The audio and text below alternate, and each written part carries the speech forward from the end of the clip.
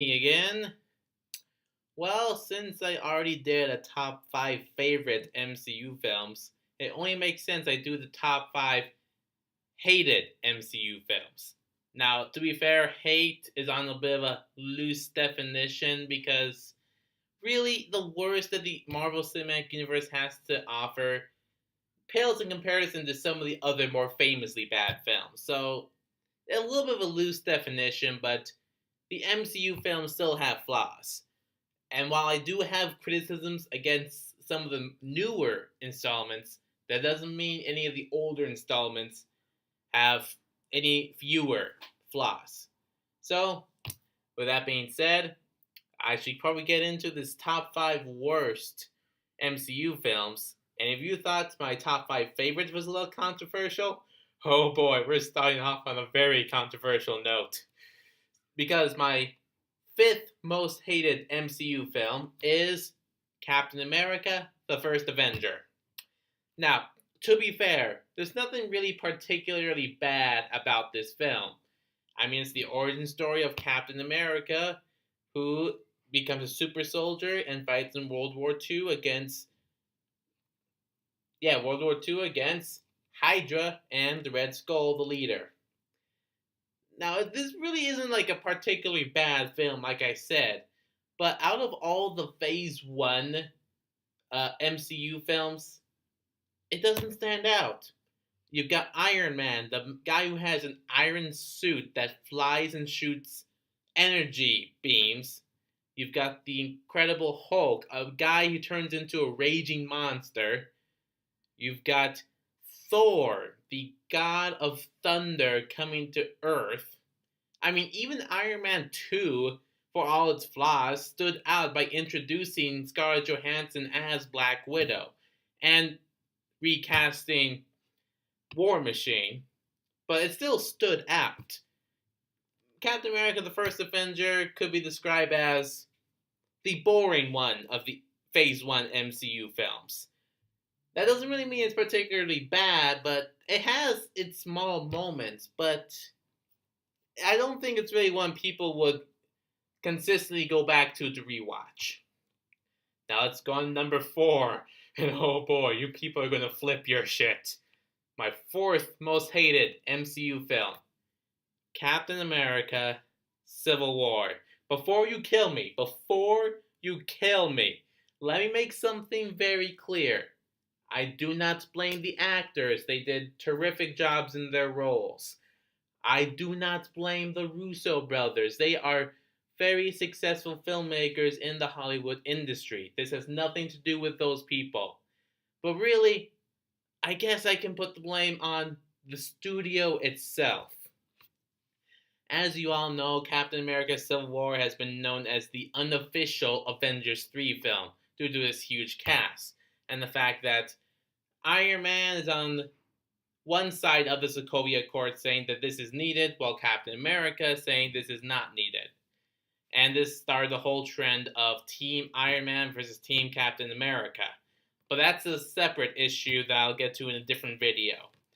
The reason why I hate this film so much is that this promised a huge emotional impact, but it didn't follow through. I mean, the famous Civil War comic storyline that it's adapting isn't completely faithful for a different number of reasons. But the one thing that is arguably the most famous for is that it ends up killing Captain America. Obviously, that didn't happen. Now, I know some people say, well, he's going to be needed for Infinity War and Avengers 4. That's sort of fair, but here's one thing. Imagine if Captain America, Steve Rogers, died as a consequence of Civil War. This would have put in a huge emotional toll on Iron Man. I mean, this would have given him more reason to be so careful being a mentor to Spider-Man because he doesn't want anyone to get hurt because of him. And when it came to Infinity War, he would end up turning towards the Winter Soldier, Bucky Barnes, and asking him to take up the mantle of Captain America to set aside their issues, to come together to honor his memory by protecting the world from a tyrant. Wouldn't that have been so much bigger of an emotional impact? And even if that didn't happen, the only other guy that got seriously damaged during Civil War was War Machine. And he's, by the end of the film, he's back up walking on his way to recovery. He fell from the sky. He's gonna have more than a few broken legs. That guy should be dead. Now, I know people will say that they're needed for Infinity War and Avengers 4, but that doesn't mean that Civil War can't have a huge emotional impact. And to be fair, Civil War probably would have required at least one death in order to have the impact it was hyped up to have. And this is where a lot of the criticism of Marvel films not having enough emotional impact and being all the same stem from. So while there are highlights of this film that I like, it was incredibly disappointing. Now we got that out of the way. Number 3, Iron Man 3. Iron Man 3 sees Tony Stark after the events of the Avengers as he's going up against a villain who's trying to take him down. The only unique part of that film is that he's suffering from post-traumatic stress disorder from the Avengers film. And to be fair, there are some of the classic Iron Man traits we like, the coolness, the swagger, all that kind of stuff. And the idea of a PTSD-stricken Tony Stark is kind of interesting, but the execution is seriously lacking. And honestly, the biggest flaw of this film is the villain. Now, to be fair, I do not know a lot of the Iron Man comic stories. And I didn't really even know the significance of the Mandarin from the comics until after I saw the film. But looking back on it, that was a bad decision. I mean, to have an actor portray this fictional character of the Mandarin in that universe is so weird, but it becomes even worse when you realize that the real guy behind the thing is just another corporate villain similar to Iron Man 2 and really even the first Iron Man film. I mean, that's just lazy and, in a sense, not that exciting to figure out. I mean, to be fair, it's really not the worst way of ending the Iron Man trilogy because Tony Stark still at least gets to continue his story arc in the franchise, but seriously lacking. Alright, my second most hated MCU film, Thor the Dark World. As many of you know, the first Thor film isn't really my particular favorite by any means, but it had its moments. Thor the Dark World, in a few ways, feels like it's a step back. There's really too much focus on this human supporting characters, like the lab assistants of Jane Foster.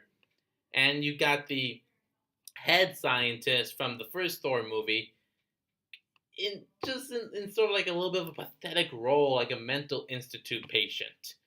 And you have a villain that's so unrememberable, I don't even think you guys can think of his name. What's the name of the villain from Thor the Dark World? There's at least a 50% chance that you have no idea who that villain is. And even if you do you even know what his plan was? Yeah, you may know that it had something to do with the Reality Stone, the Ether, or however you say it, but you really don't know what his actual goal was. And going back to the Jane Foster thing, the relationship between Jane Foster and Thor seemed really forced. There was really nothing there. Look, I love Natalie Portman. She's an excellent actress. But there were definitely issues in the making of this film, especially in the writing. So, honestly, this really felt like a step back for the Thor solo series. Thank God for Thor Ragnarok.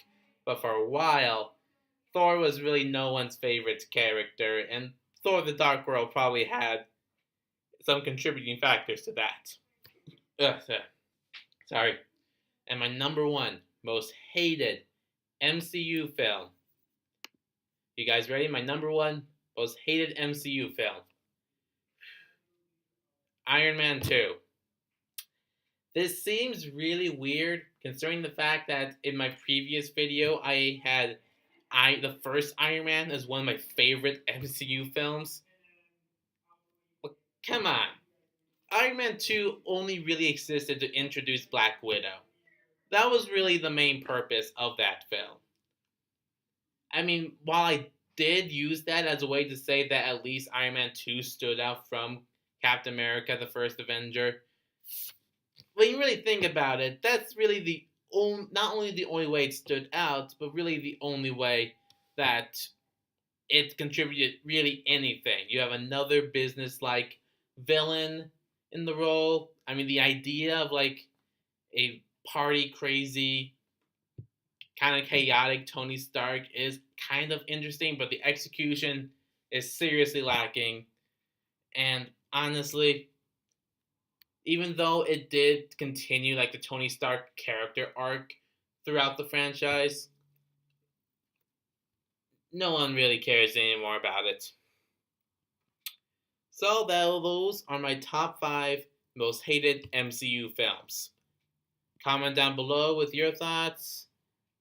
Like, subscribe, share, and Dr. Cinema. See you next time.